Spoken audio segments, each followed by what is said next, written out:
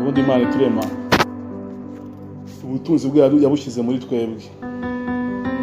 Uvuga ngo nimba ushaka kumenya uwo uriwe cyangwa se Imana yakuremeye kuba cyo, bigusaba kwisubiramo, kuko muri we ni ubutunzi Imana yabushize muri wowe.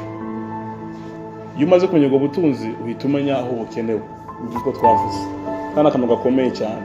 Buriya mbere yuko ujya gushakisha ibyo wiga n'ibindi, abantu benshi bakubita akote, bakubita hatariho kubera kugendera mu kigari cyangwa se ibyo basanzwe babona, bakumva nabo babya muri ibyo, ariko ugasanga baciye ku ruhande n'iby'Imana yabashyizeho bakagombye kudevelopa. Noneho ugasanga wahisemo bitari muri wowe, ukabikubitaho imyaka 5-6 wiga, ariko bidahuye n'iby'Imana yagushyizeho.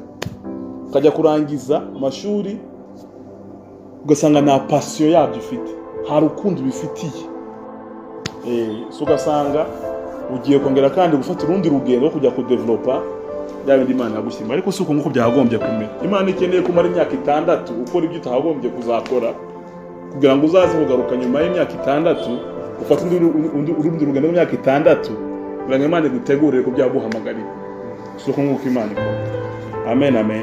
Ibyo bintu tubyisangamo kubera kutagisha inama Umwuka Wera. Tuzi ko gusenga ari kuza gusa ni recitation, twaraborotse amasengesho, tuzi aho dutangirira, tuzi aho turangiriza, ariko no gusenga no gusabana n'Imana ukarushaho kwimenya, Imana ikarushaho kuguhishurira uwo uri. Kuko buryo tubwira Imana ati Imana nyereka, nasanze bujya Imana ntabwo ikibireka, aho bikwiriye kuri warajyasabye gusenga ati Imana ndashaka kuba presence ya ubosheje umuntu ati bayobonye heza, umva numvise ibintu gutya, ariko nawe uzakubwira ngo nafashe ifoto nayifotoye nayibonye, ariko ikitwereka ko wahuye nayo ni changement uzana. Abantu bose bagize ubusabane, Yesu ashimwe cyane, hari ikintu basigarana kigaragaza ko bahuye n'iyo Mana.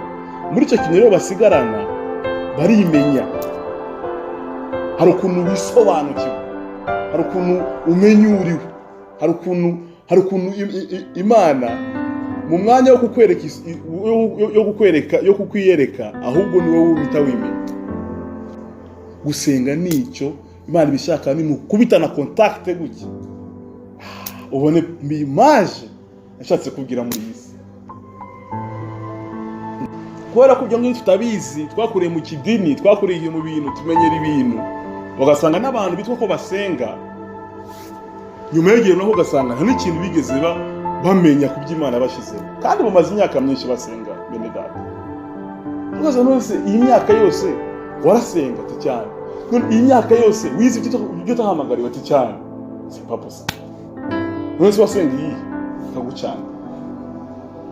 Ariko rero amasengesho wagaragaza kwinjira ibyina mu masengesho, ugasanga hari ukuntu amasengesho twayasobanukiwe nawe, ni ukuza kuko ufite ibibazo, kwiriza kubera habaye ikibazo mu rugo, kurabona ibitero byaje, reka tubone amasengesho tujye gushaka Imana, ariko ugasanga tuje dufite iyo ntego y'ikibazo runaka, tuza dufite objectif ati iki kintu kiveho, abo dufite objectif yo kumenya ati ngewe ndinde.